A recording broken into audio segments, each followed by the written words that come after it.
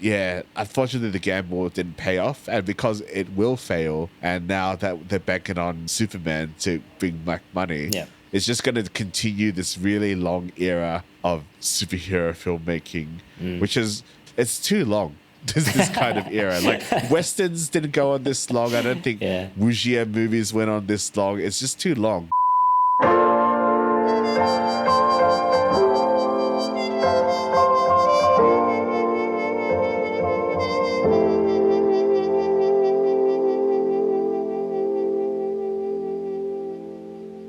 Hello, everybody, and welcome to another episode of Two Asian Blokes Podcast, a podcast where we talk about Asian pop culture, films, TV shows, comic books, anime, music, food, video games, whatever we're feeling at the time, really. My name is Dan with a H. With me, as always, is my co-host, Tavi. What's up, Tavi? I'm tired. That's what's up. Yeah, you and me both, brother. You just got back to Melbourne. Yeah, I got off the plane a couple of hours ago, I think, or a few hours ago. I don't know. And then had a nap, woke up like maybe 5 minutes ago. And then it's like, oh, yeah, we got to do a podcast recording. So I have to quickly scramble to... The podcast train doesn't stop, Tavi, for your conveniences. For my convenience, for my health, for my comforts. We've got to get this content out now. Now! Yep, because we're always ahead of the curve. We're never running behind.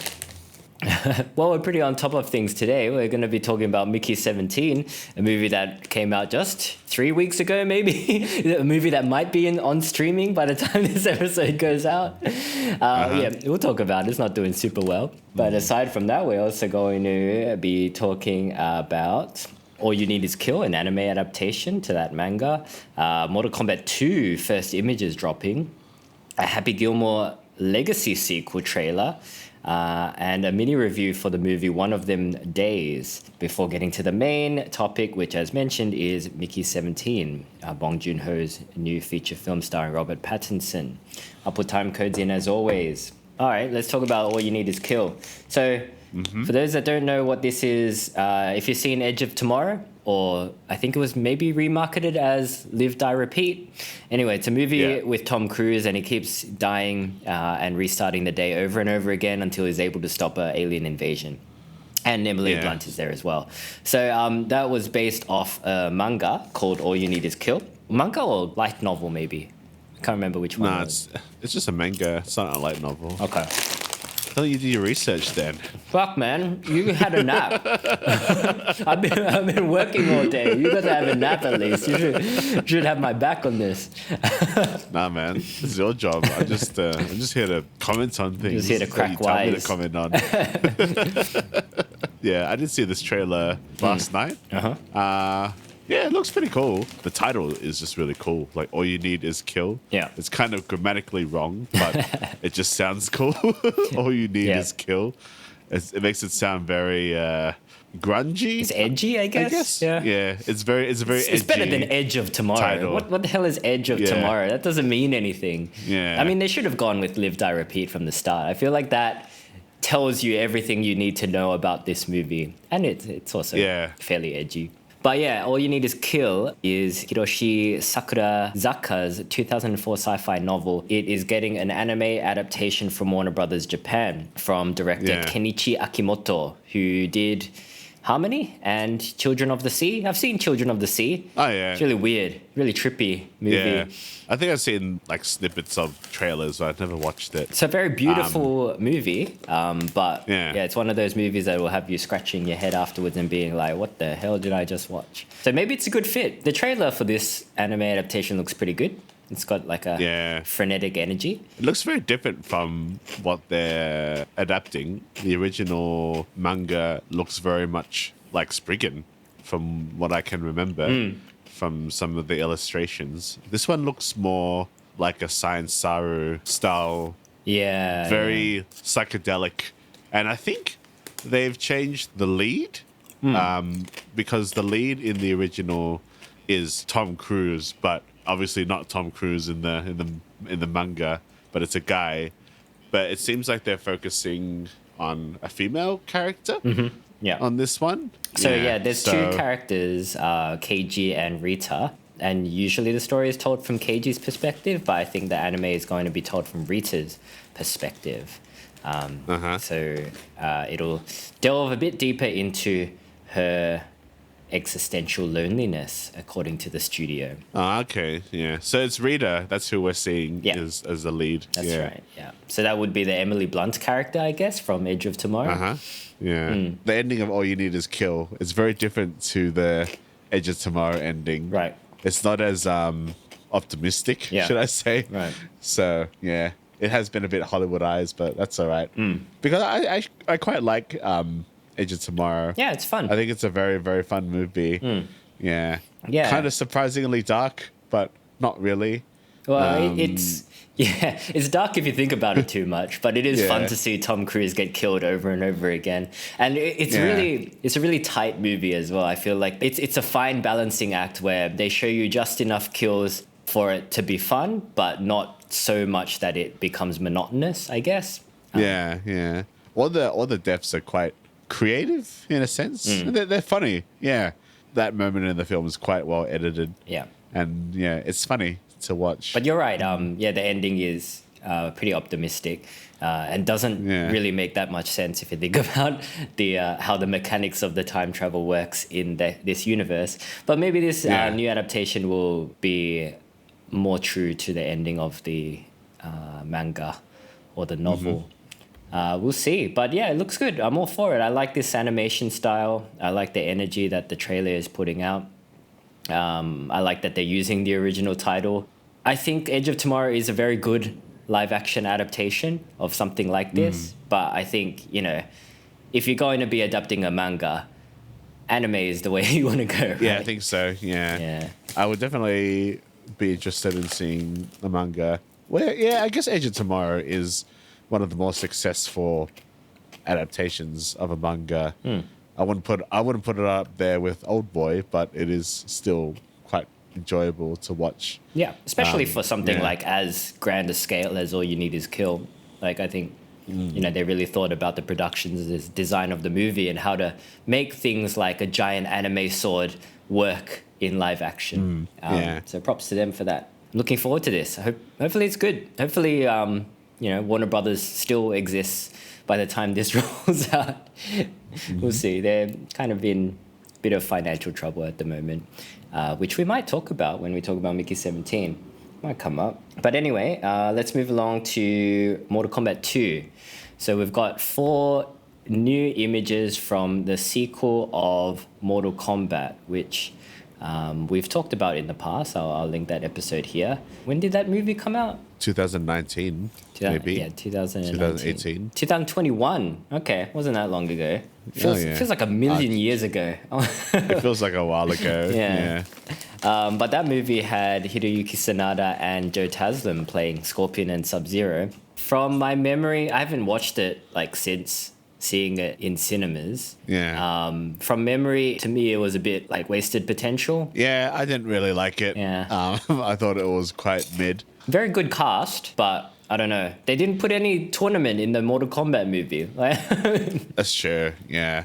It's weird. It was quite a graphically violent movie in the first 10 minutes of it and one of the character deaths. But then it turns into a fairly childish affair.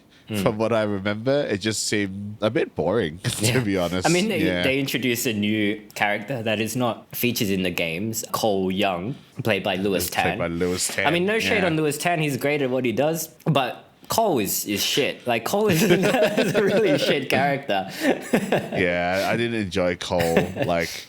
I know what they're doing with Cole because they want Cole to be the point of view character, the conduit, for us to latch onto and then watch everyone else interact with. He's the Shia LaBeouf of this franchise.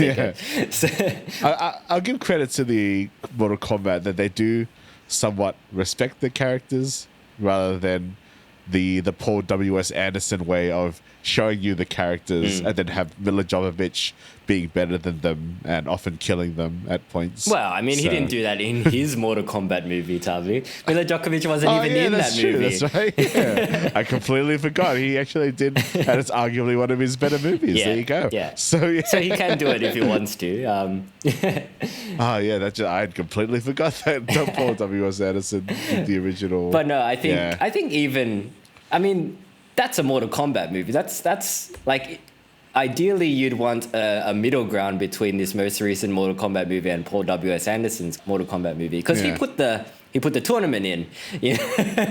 Yeah. But like this recent one has some of the best Sub-Zero and Scorpion action that we've seen in live action. But yeah, aside from that, nothing really to love about this movie. What do you think about the stills that we get for the sequel? So we've got Carl Urban as Johnny Cage. We have Adeline Rudolph in a katana costume with some metallic fans. We have Big Skull Face on Shao Kahn. And we've got Hiroyuki Sanada in his Scorpion getup, throwing 2 spears. Double fisting those spears, Tavi. I don't think he can do that in the game, right? Yeah, I guess he's coming back. He's one of the better characters and obviously better actors in the first one. I guess Carl Urban looks pretty cool. Adeline Rudolph of Resident Evil TV series fame looks pretty good. She's pretty good looking.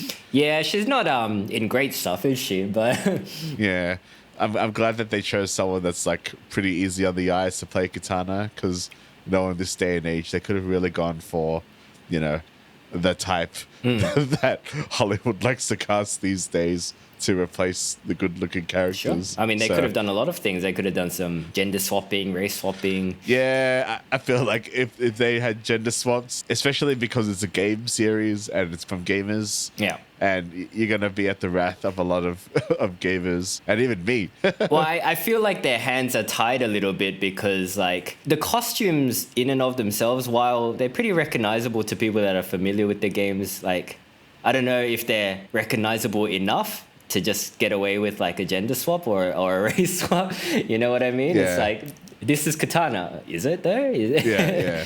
Yeah. I mean, like Johnny Cage is an example.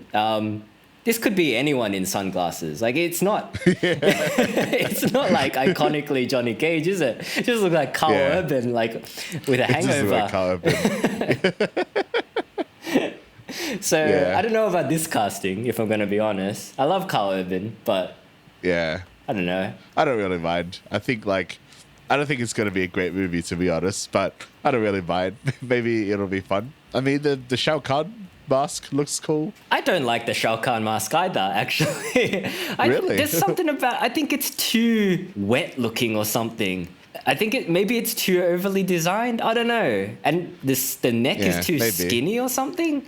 Yeah, just something about it makes me think of like the Michael Bay Teenage Mutant Ninja Turtles Shredder design. Not a huge fan of it. I don't know. I feel like you're looking too much into it. Like, it's a cool looking skull mask to me. I don't know, because I don't really care about this series that much. So it's just like, yeah, looks fine. Nah, I reckon we can do better than fine at this point. I think the groundwork has been laid to do a good Mortal Kombat movie, and it shouldn't be that hard to do. But these stills don't really instill a lot of confidence that that's what we're gonna get. And I don't care that much, but it's still a bit of a shame to me. I don't know. I haven't even thought about this movie or its sequel at all. I mean, when you showed me, we're going to be talking about this, I was like, what? Like, this is happening? I had no idea that this was happening. So it was kind of like a surprised indifference when you showed this to me. Mm-hmm. So I was like, okay. I saw that, and then I quickly saw the photos, and like my initial reaction as a biological male, it was like, Katana and Adelaide Rudolph looks pretty good. So that's all I can say. Sure. But costume looks good. The costume looks good, but she looks good, so that's all right. Uh-huh. That's the very primal essence of my reaction to these photos. Sure. No sign of Cole in these photos. Nah, he'll be there, but I don't care. He'll be in the movie. Oh yeah, he is in the cast list. Yeah. So I guess he's gonna be there. Great. He has. Yeah. Cool. Awesome. All right, well, let's move it along then. Let's talk about Happy Gilmore 2. So Netflix teaser just dropped. Pretty simple. Happy Gilmore is back. For those that don't know who Happy Gilmore is, watch a movie from the 90s. This is a pretty iconic character of Adam Sandler's. He's a guy that wants to play hockey, but he finds his calling in golf, even though he's very rough around the edges, basically. Yeah, and it's Adam Sandler. If you haven't seen an Adam Sandler movie from the 90s or early 2000s, then I don't know what to tell you. Yeah. I mean, I was intrigued at first when I was like, what? They're making a Happy Gilmore 2? And I watched the trailer, and yeah, I don't really know what to feel, because I guess the premise of it sounds fun. It's just seeing what Happy's doing these days. But I wonder if this is 30 years too late. And Happy Gilmore doesn't necessarily need a sequel. Yeah. I mean, it could be fun. It could be surprisingly fun, like with Axel F of last year. And I guess this is inevitable because Adam Sandler is nearing 60 at this point. Yeah. I don't know. He just looks tired in this in this trailer. Yeah.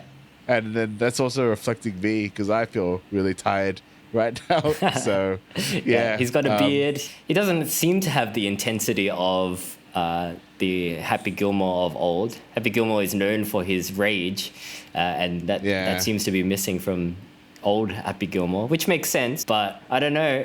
Like you said, I don't think this is necessary. The fact that it's a Netflix movie really does not give me a lot of confidence in this product. And the trailer just doesn't look that funny. I don't think anyone really asked for it.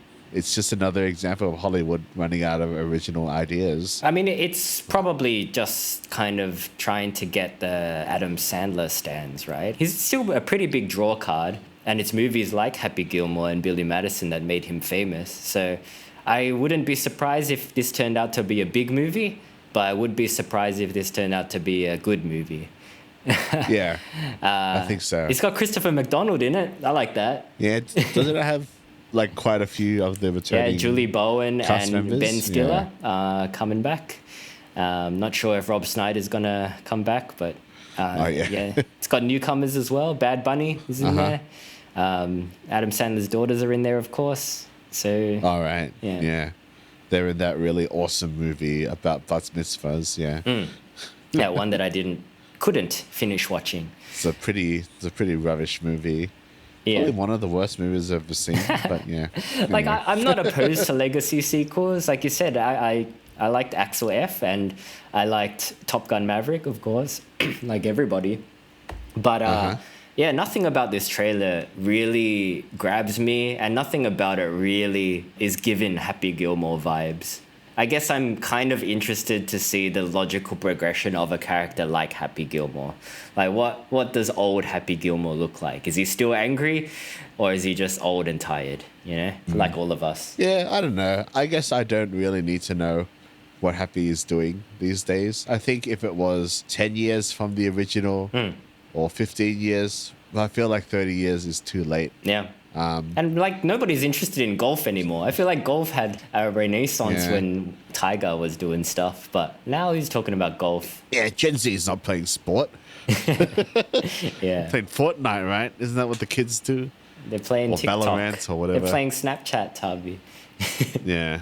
But yeah, I don't know. Might be okay. We'll see. Probably not though. All right, let's talk about One of Them Days, Tavi. You got tricked into watching this. Yeah, I just landed into Sydney after a very tumultuous arrival, which took me a very long time to get into town because your train networks are as fragile and as brittle as ice on a humid day in Southeast Asia. But I got there, and your wife was like, yeah, we're going to watch this movie, which you had an inkling that I was really not going to like. I didn't say that. I had known nothing. I said that it's a movie that you normally wouldn't watch of your own volition. I said you might like it because I thought you would like the cast. So this film stars Kiki Palmer, SZA, and Cat Williams. The plot follows two friends who must scramble to find rent money after one of their boyfriends blows through it. So it's comedy in the same vein as Friday, or maybe next Friday. What I was imagining I was going to be watching was 2 hours of, white women and Amy Schumer telling me unfunny jokes. Because this is what you think my wife's taste in movies is, right? It's. I don't think that's what your wife's taste in movies is, but it's my expectations from how the movie was being sold to me somehow. Because you're like, it's a comedy. Like, who's in it? Like, don't worry about it. What's it about? Who's the director? Who's the cast?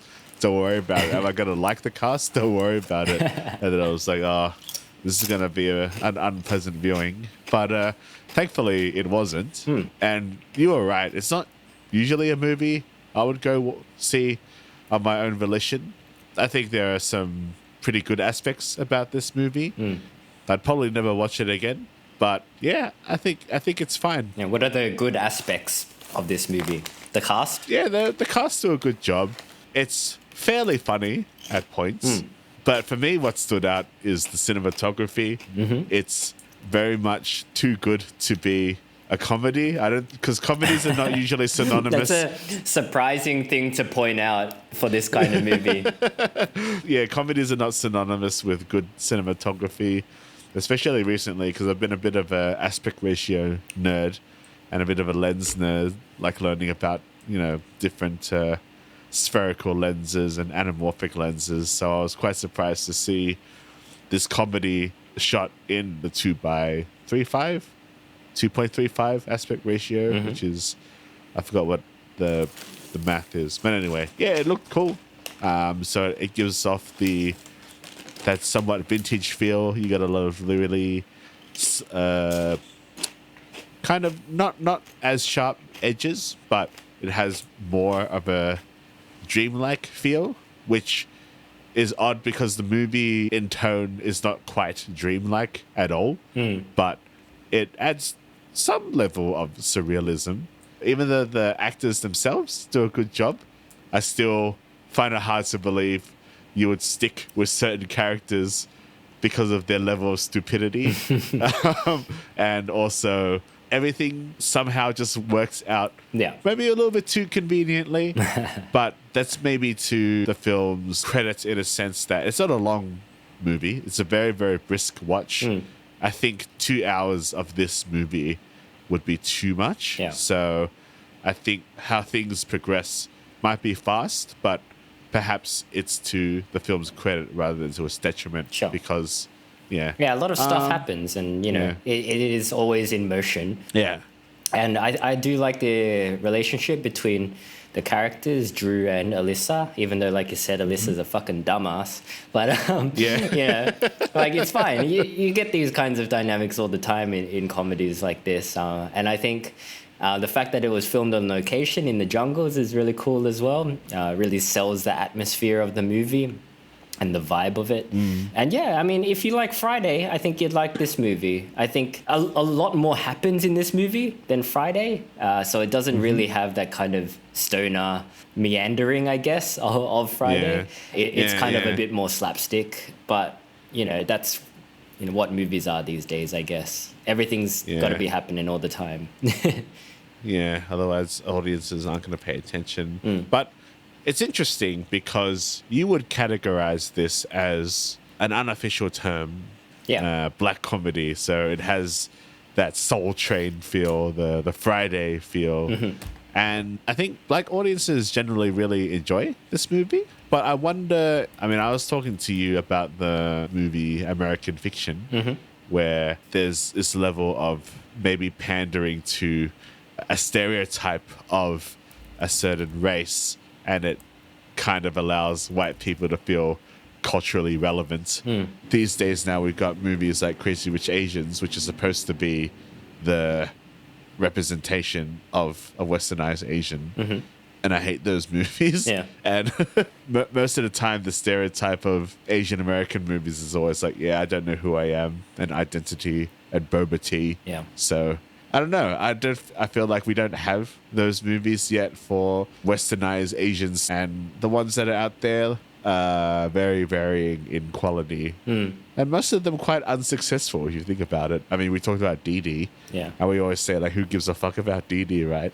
And you can just tell from the views. Yeah, good movie, of that but video. nobody cares. Yeah, good movie, but nobody cares, unfortunately. Yeah. You know? Because it's a good movie, but it's not really a crowd pleaser. Yeah. I think where this movie succeeds, while those maybe are not so much, is that this movie is fun. I think that's probably what's missing from the equation. Is movies can just be fun sometimes. They don't need to probably pander to audiences, or you don't need to see them through that lens. They can just be a fun thing to consume. And I think that's what this is, It's just a bit of fun. Yeah, no, overall, this movie, one of them days, I think it's fine. Yeah, just enjoyable hour and 30 minutes. Yeah. Probably not going to be one of my favorite movies of the year, but for what it is, it's all right. Yeah. It's better than Joyride. It is better than Joyride. Yeah. All right. Shall we move it along? Uh-huh. Let's talk about Mickey 17. So, 2025 science fiction black comedy film written, produced, and directed by the one and only Bong Joon-ho, based on a 2022 novel Mickey 7 by Edward Ashton, starring Robert Pattinson in the title role. So this is the movie where Robert Pattinson, there's 17 Robert Pattinsons, or he keeps getting cloned and getting killed. And getting killed. Yeah. Is that why you talked about all you need is kill? Is that good timing, wasn't it? Yeah, totally so you intentional. Compare the both. Yeah. Everything I do is intentional, Tavi. Just like Bong Joon-ho. Yep. He's the master, man. I'd been following the production of this movie for a while. Mm-hmm. And I remember when I finally read what the premise of the movie was, I was pretty excited. I'm like, yeah, this is definitely a Bong Joon-ho story that he can tell. And he's not a stranger to science fiction. He did the very excellent Snowpiercer and the not as good but still good Okja on Netflix. Yep. And yeah, those are his two American outings. Even though I think they were under CJ, weren't they? Well, they still had quite a Korean feel to them. Yeah. But then, obviously his magnum opus is Parasite. But yeah, Mickey 17 is kind of a smorgasbord of all his previous works. It has elements of Snowpiercer. It's got elements of Okja and The Host. So he's kind of honing in on more of his CGI experience. He has very cartoonish characters in this movie. In the form of the villain of Mark Ruffalo's character. There's no Tilda Swinton in this movie, surprisingly. I feel like Tilda Swinton was supposed to be Toni Collette's character. Oh, yeah, I could see that. Maybe her schedules didn't align. Yeah, could be. Yeah. I was actually quite excited for this movie. Yeah. Yeah, no, me too, totally. Yeah, like you said, the plot's really interesting.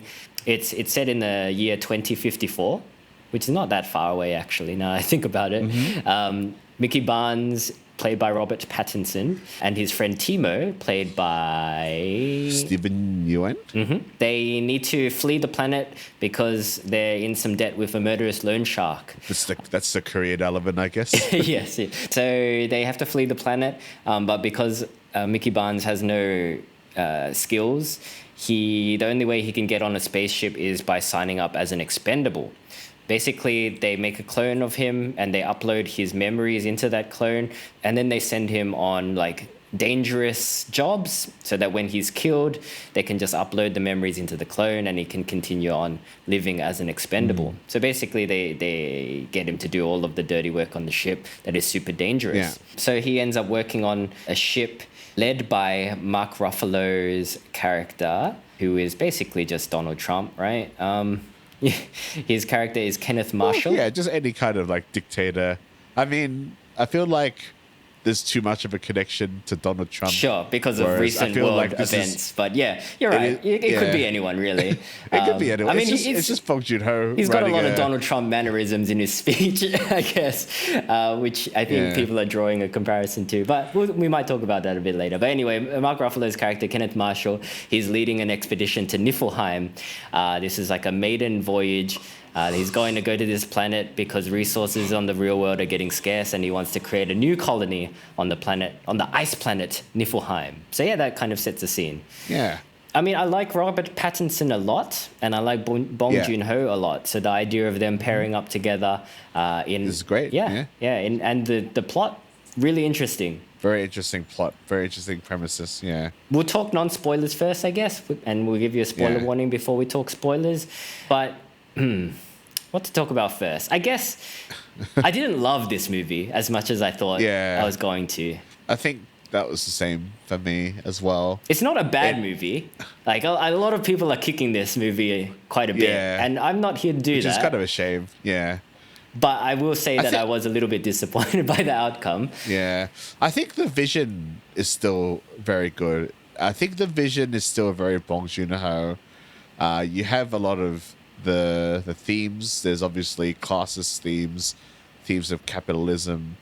But I feel like the plot is a little bit...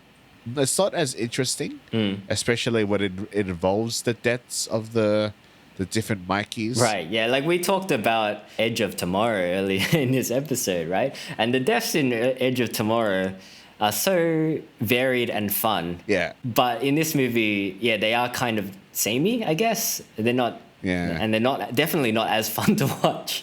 So that's already like minus points, I guess. Yeah. I'm a bit conflicted about the movie in a sense that, to me, I think it's Bong Joon-ho's weakest movie by a fair mile. But also with that element of this movie kind of getting kicked a bit, as it's sort of a punching bag from what I've seen on my feed anyway. There seems to be like this celebration of its failure. Because it isn't doing that well in the box office. It's not doing very well. And it will probably go on streaming very shortly as a result of this. I feel like Bong Joon-ho works better on smaller budgets. I prefer his Korean stuff still. But I don't want to send the message that because this movie is going to fail, because I love auteur filmmakers, even if an auteur film is not that good, it is at least a personality of a film that I can watch. Not like the bits and pieces of Electric State that we saw. That's a pretty garbage movie. Yeah. That's obviously a movie that doesn't have a soul. Where there is a soul in this movie. It might not have told the story up to par with other Bong Joon-ho movies, but I would still encourage people to go watch it. I don't think people are going to watch it in the cinema. And we don't really have a lot of original sci-fi these days, especially high concept sci-fi with some pretty interesting commentary. But it's unfortunate that the narrative it's a bit muddled. And I think the focus shifts a little bit away from Mikey, and it kind of favors some other characters. There's a lot of characters in this film. And it is like a very good cast. I'll give it that much. Like Steven Yeun, he rarely misses. Naomi Aki plays a police officer on the ship called Nasha. Also a love interest for Robert Pattinson's Mickey. We also have aforementioned Mark Ruffalo as Kenneth Marshall, and Toni Collette plays his wife, Ilfa, who is like, I don't know what she's doing, to be honest. She's obsessed with sauce. She's kind of like got Lady Macbeth vibes, I guess. Like whispering in Kenneth Marshall's ear a bit. I feel like there's not enough time for each character to have kind of their own moments. When you compare it to Snowpiercer, it's quite concise. And there is just enough weirdness in those characters that they can carry themselves. Like the two main henchmen in those movies, the gay couple. It was interesting that you don't know anything about them except that they're kind of badass and that they're gay and they don't talk, and the ones guy's vendetta is when his partner gets killed. That's and right. He's just really enough is told to you through visual storytelling that they're interesting characters, but you don't have to really get into it. The same with like that thin guy that's on that's on Captain America's side. He's like really skinny but like lean, and he's really good at fighting. Are you talking about that really athletic Brazilian guy? Yeah, that guy. Yeah, that guy. Yeah. And he just gets choked out by the gay guy. That's right. Yeah, like he's there, Yeah. and he's like a really interesting character as well, even though you don't learn his name. And I think the problem with, and just thinking about it now, comparing those two movies, is that Snowpiercer is still quite fun to watch because there are a number of quite cool action sequences. Yeah. And there's a level of menace, whereas this one, there's not really as much menace. I feel like this movie is too optimistic for a Bong Joon-ho film because I think Okja probably has the happiest ending out of all Bong Joon-ho movies, but there's still this element of bittersweetness that it's not quite happy. Whereas this one, there's not as much menace except from Mark Ruffalo's goofy character, and only really aside from one plot twist that maybe we'll talk about in spoilers, where I thought it was getting quite interesting. Yeah. I mean, there are aliens in this film, but you're right, there is kind of lacking a central villain like Tilda Swinton's character in Snowpiercer. I don't know if that is the main issue for me, because I don't mind an optimistic film. I don't mind even a film that doesn't have like a clear villain. But I guess I have a preconception of a Bong Joon-ho movie for it to be quite. It's usually a lot bleaker because the visuals and the color grading in this movie is quite bleak as well. But I do like the portrayal of workers not really paying attention properly to Robert Pattinson. Oh yeah, that's fun. Each time he's getting printed. That's fun when they don't put the bed out in front of the printer, so he's just kind of sliding out. Yeah, it's pretty good. Sliding. I feel like this is a very Korean thing. Yeah, it's a funny movie. There's a lot of humor in this movie, and that's kind of like a Bong Joon-ho staple. Yeah. But for me, I feel like it's a bit, like you said, muddled. I think there's too much going on, and it really could have used an edit in the screenplay, I guess. I think because it's hard because I haven't read the book Mickey 7 that it's based on, but I feel like maybe there's a lot of stuff that was in the book that, you know, maybe he didn't want to take out of the screenplay. Maybe because there are some characters in this film that they don't really do anything. They don't really serve a purpose. They're kind of just there, but they still get a lot of screen time and development for some reason. Like you could have taken one whole character out of this movie and it wouldn't have changed anything. I think so. Yeah. So that was an issue for me. I think like the way that the story is told as well is not the best at times. I think the first half of it is super exposition heavy. Like it's just Mickey narrating for a lot of it, and it is. You know, and we're seeing what's happening on the screen, but he's also narrating over the top of what's happening. And I understand he has to build the world.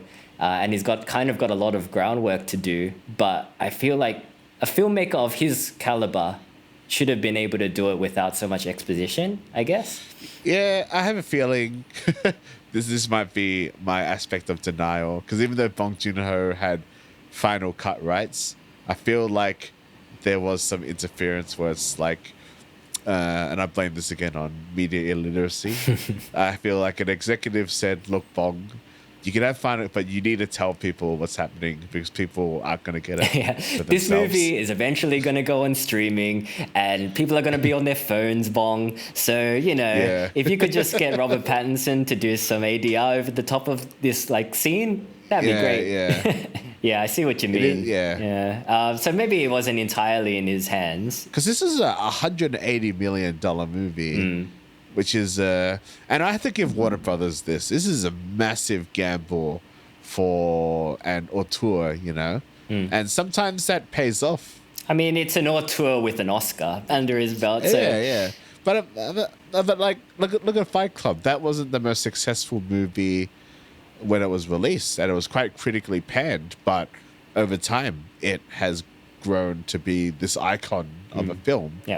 I can't say the same is going to happen for Mikey 17, which I find very unfortunate because if anything in the world, I would really want Bong Joon-ho to have this icon of a movie that maybe wasn't successful at first, but has like a very strong audience, kind of like, you know, Scott Pilgrim as well. Sure. But I don't think this movie is fun enough. And yeah, unfortunately, the gamble didn't pay off. And because it will fail, and now that they're banking on, you know, Superman to bring back money, it's just going to continue this really long era of superhero filmmaking, which is, to me, I mean, I weigh a lot, but it's too long. This kind of era, like westerns didn't go on this long. I don't think wuxia movies went on this long. It's just too long, and I mean, it's not related.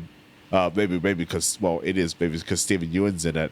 But I've even been struggling to watch Invincible, a show that you don't really like that much, but are up to date.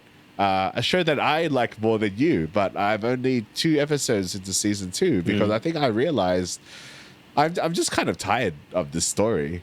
Even though it's one of the better ways that story is being told, like amongst what the fan base or audiences like. So, yeah, like I don't. You're like fatigued. You had superhero fatigue a long time ago, and it just never ends, I guess. So. But like that aside, I always want to support new visions. Because, or at least just a singular vision, like an artist's vision is what we go to the movies for. Like I bring this guy up a lot actually, but M. Night Shyamalan, like his movies aren't great, but it's a vision, and you know he stays true to his vision. He's one of your favorite directors. He is, like conceptually he is, but like his products are not my favorite movies. But I like the idea of him. I like the idea that he, you know, can make a movie the way he wants to make a movie, for better or worse. But, you know, he's not pushed around by studios. And I feel like Bong Joon-ho is not really the type of director to be pushed around by studios as well. Yeah. Like he's got that famous... about him, like, he's got that famous story where Harvey Weinstein, I think, wanted him to change something. It was something about like something about fish. And then he made up some BS story about his father. Yeah, he wanted to take that scene where the guy cuts the fish open, right? Out of the movie. But yeah. Because it was really weird. So, yeah. I feel like Mikey 17 is lacking a little bit in the weirdness department. None of it is particularly weird feeling, right? Yeah. Because I remember that scene where the guys come in and they've got the masks and they got these axes and then like they just gut this fish. And I was like, man, this is fucking weird. Well, I mean, like arguably Toni Collette's character's obsession with sauce is weird, but it's weird. They just go on about it a bit too much, I think. I don't know. It's like it doesn't hit the same way as, you know, a guy silently gutting a fish with his axe. Yeah. I think you're right. I think they go on a little bit too much about it, and then it's like, all right, I don't think we really need to know about sauce anymore. Yeah, I hate sauce, Tubby. I think you do hate sauce. That's right. Yeah. I also don't love the production design. I think it's kind of dull. Like, it's very similar to Snowpiercer. But for me, Snowpiercer's aesthetic fits with the movie. But Snowpiercer has a lot of the different levels. Like, you can see the different classes. That's right, yeah. Even within the dreary world of Snowpiercer, it's not all steel grids and stuff. There are train carriages that are, like, really elaborate sets, right? And really ornate. And there's like a lot of world building just from the visual production design. But in this movie, it's just all metal grates and everybody's wearing the same shit. And the planet as well, it's just an ice planet. Like, I know that's probably true to the book, but it's such a boring thing to look at for 2.5 hours. Yeah, and there's only one monster design as well. For a planet that's quite alien, there's only one monster. It's barely a scavenger's reign, I suppose, where there's a whole ecosystem. Yeah, like how does this planet work if there's just one inhabitant, I guess?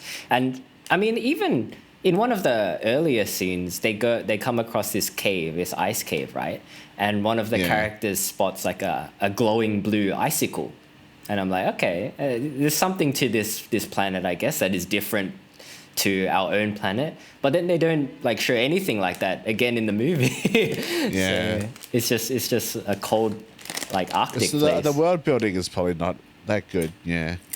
The world Like, building within the ship as well is not great. Yeah. Like you don't really get a sense of how this ship operates or works.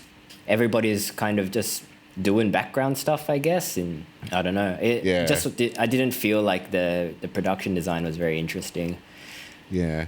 There are still a few things that I've very much enjoyed in this film. Like there is somewhat of a rivalry. I mean, it's in the plot, right? About the Yeah, it's in the trailer, Robert so you can Pattinsons? talk about it. Okay, yeah. So the introduction of the new Robert Pattinson is quite fun, and I liked how there's a clear unhingedness about the new Robert Pattinson. Yeah. So there ends up being two Robert Pattinsons, Mickey 17 and a Mickey 18.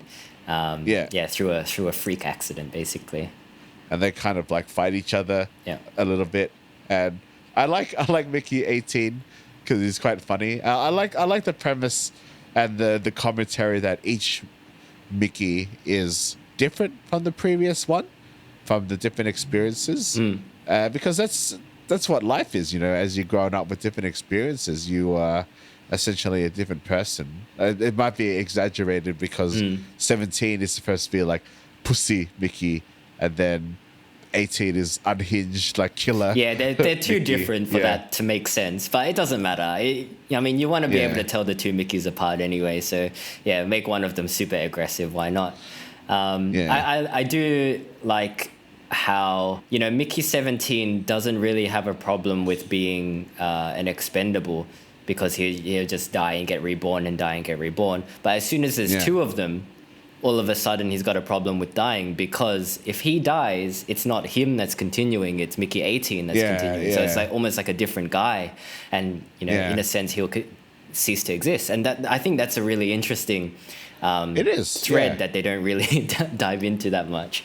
I don't know. I think like I said, this isn't a bad movie. I think it could have been shorter. I think it could have been cut down a bit, and I don't know. It's just not as interesting as Bong Joon-ho's previous works. Yeah, it's hard, especially if you're following the masterpiece that is Parasite, which was such an innovative film and made with an 18th of the budget of this movie. It's hard to follow up. I don't think this movie was ever going to be as good as Parasite, because as I said, I personally prefer Bong's Korean works. I think they speak to me more. But again, I like Snowpiercer a lot, and I liked Okja, so was excited. But I don't know. I feel like this movie is just a bit too Hollywood. Yeah, you might be right. Yeah. I mean, looking at the cast, it's got a massive cast compared to his previous movies, and I don't know, there's something about it that might be a bit self-indulgent, maybe. Yeah, I don't know. Should we talk some spoilers, though? I think it's still good. I think you should watch it, though. It's still, like, I think you should watch it.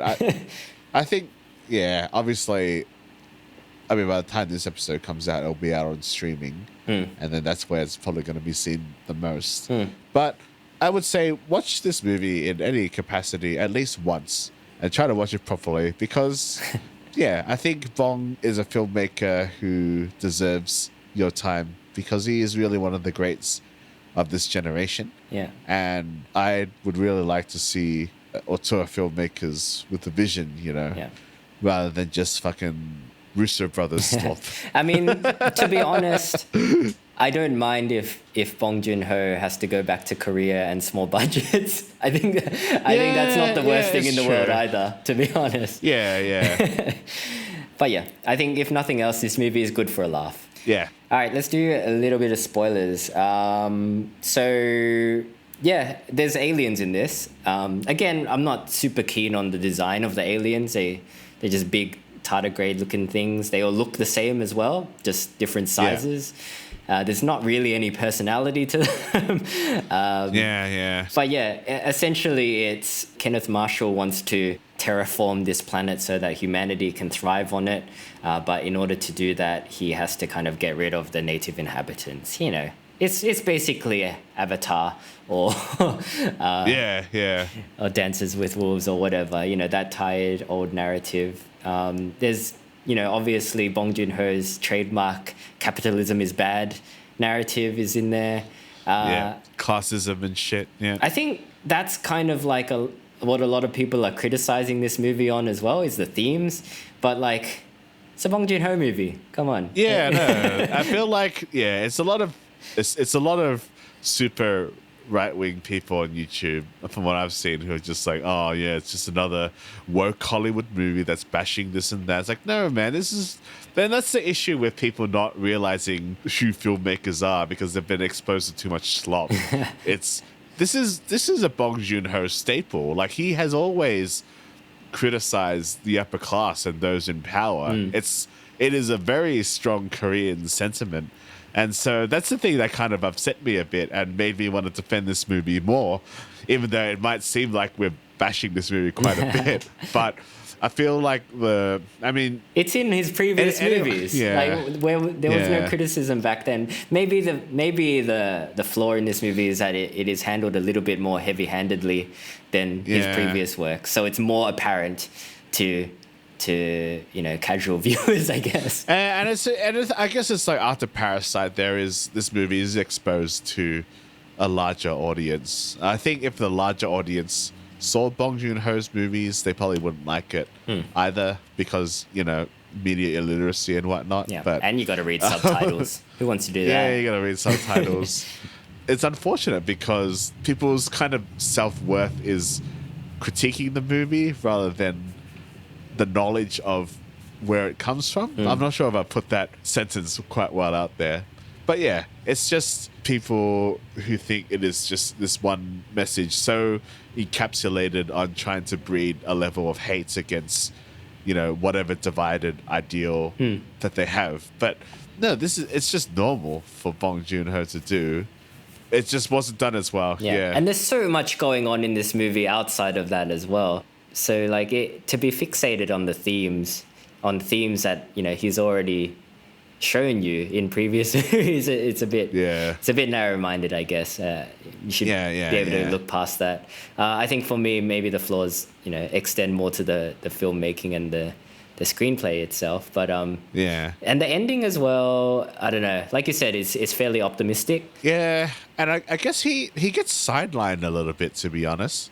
And I think that's maybe the flaw of Mikey 17's character himself as someone who is not a man of action. Because then it kind of ends up mostly being his girlfriend who does a lot more than Mikey does. Sure, there's like an insurrection happening.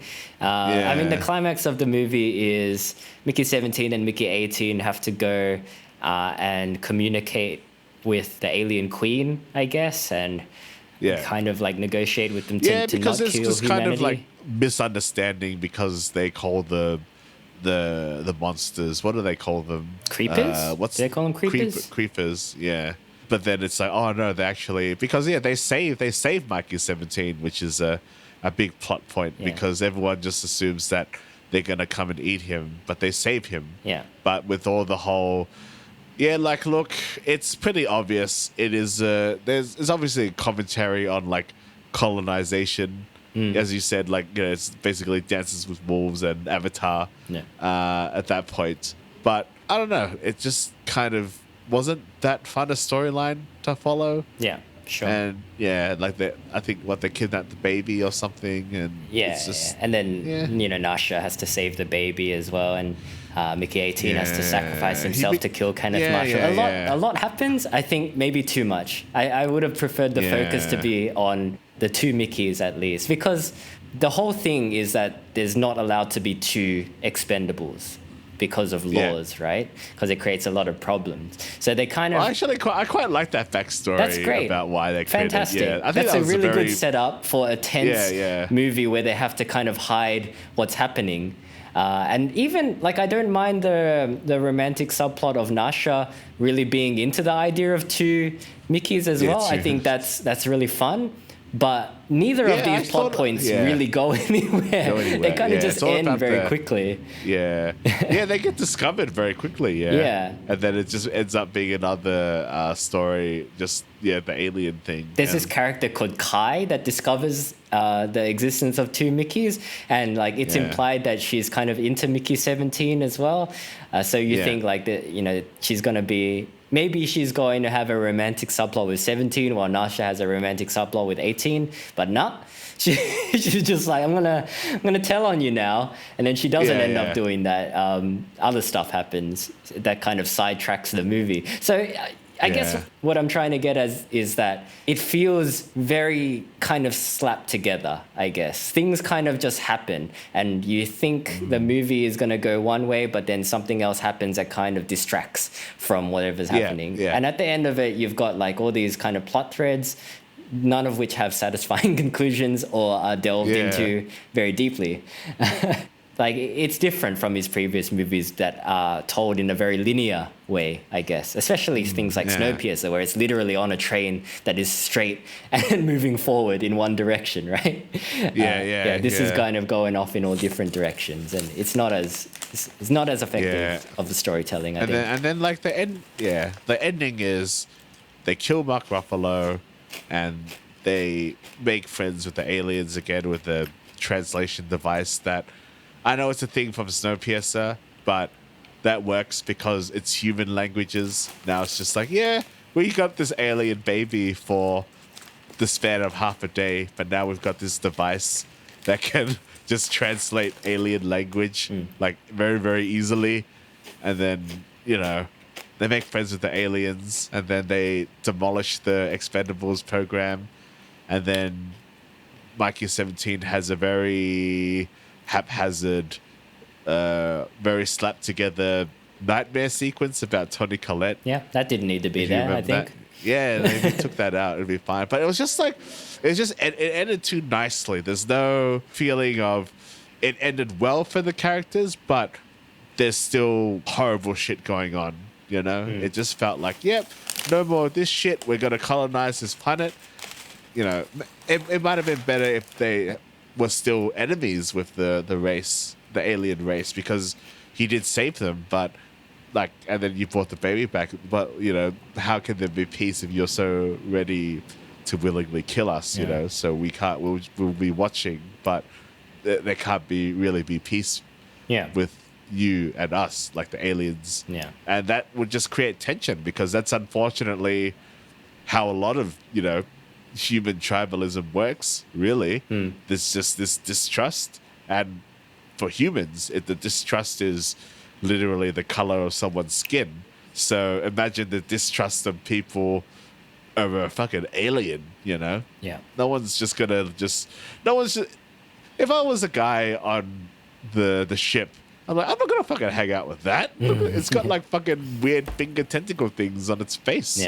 Like, that thing's gonna fucking eat me one day, I mean, they literally threatened to like blow up all their heads by screaming. So, but that was just a funny trick. Bluff. It's just a prank. It's just a funny trick. It's just a prank. Yeah, it was just a funny prank in which Mikey 18 had to kill himself over. But he probably didn't need to do that. Because you sacrificed the guy, actually, it kind of undermines Mikey 18's sacrifice, because he's like, no, he didn't actually have to kill himself. It's fine.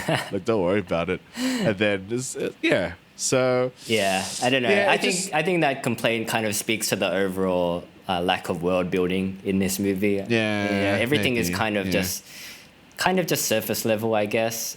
It's not really thought through to its logical conclusion, and in a sense, like, the world, both inside the spaceship and outside the spaceship, isn't really given much depth, and a lot of the characters also aren't really given much depth. They're just kind of like stereotypes, I guess. I'm just really sad that I didn't love this movie as much as I really wanted to, even though it's still better than a lot of movies out there. But as a Bong Joon-ho movie, it falls flat. And even as a movie in itself, there's a lot lacking. And I think, I wonder if this story was another director, like an unknown director, if I would be a bit more forgiving to it. But because it's Bong Joon-ho, but it's also like, I want this to succeed because it's Bong Joon-ho. It's you don't want him to make a bad movie, and it's not a bad movie, but it's not really gonna get him. We're not gonna see Bong in Hollywood for a bit either, even though we established we don't mind that it's happened, but I kind of just want him to win because it's Bong Joon-ho. Yeah. You know, I just want the best for that guy. Sure. And I want him to stand up on the podium again and win 2 Oscars and then make the Oscars kiss each other. I want him to do that. And we're not going to get it with this movie, unfortunately. I reckon he gets out of the way and let Park Chan-wook have a go. Park Chan-wook did have a go with Stoker, which I haven't seen. Right. And again, apparently that movie is just okay, but it's just not quite, I don't know. But Park Chan-wook actually has a movie coming out this year, another Korean movie. Yeah. So, yeah, looking forward to that. Love that guy. We still haven't even reviewed The Sympathizer. No, we haven't. Why do you refuse to watch it? I'm too busy watching that IU show, Tommy. Apparently That's true. We do have to watch IU. Apparently that's doing really well. So yeah. Yeah. It's got a very high rating. Yeah. And of course, it's Lord IU. Yeah. That's someone who would never make a bad product. You know? Yeah. But do you have anything more to say about Mickey 17? Yeah, nah. I'm just very conflicted. I think I initially gave this movie a higher rating, but I think on reflection, I've soured you on it. Did I? Yeah. No, I just thought about it, and it's not really. Yeah. There's some flaws. It's not his best. There's flaws, but I also I want people to go watch it because Don't listen fun, to man. us. You know, go out and make your own opinion. Go watch it. He put a lot of work into true. it. Don't listen to a bunch of people that don't actually know anything about movies on the internet, but they make themselves perceive like they are the be all end all of. You talking about movie us, critics. Tavi? I mean, there's a lot of people out there, that channel that reviewed Squid Game season 2, and they've got they don't know anything about movies, Sure. and they make movies. Yep. Yeah. Maybe one day I'll name this group. I think we all know who it is. I really want to, but maybe we'll save that for an episode for AAPI month or something. There you go. It'll be the sizzle for your steak there. But no, guys, what did you think of Mickey 17? Did you like it as much as Bong Joon-ho's other movies, or did you think it fell a little bit short? Let us know. You can get in touch with us at twoasianblokes@gmail.com. You can join our Facebook group to be part of the conversation, or you can follow us on Instagram and TikTok at 2AsianBlokes to see what we're up to. Until next time, we'll see you around. All right. I'm going to go back to sleep. Yeah. Good Or idea. maybe play Monster Hunter because I'm behind now. I couldn't get all my daily rewards because I was away in Sydney doing work. All right, damn it. you go play Monster Hunter. We'll see you guys later. All right. See you later, guys.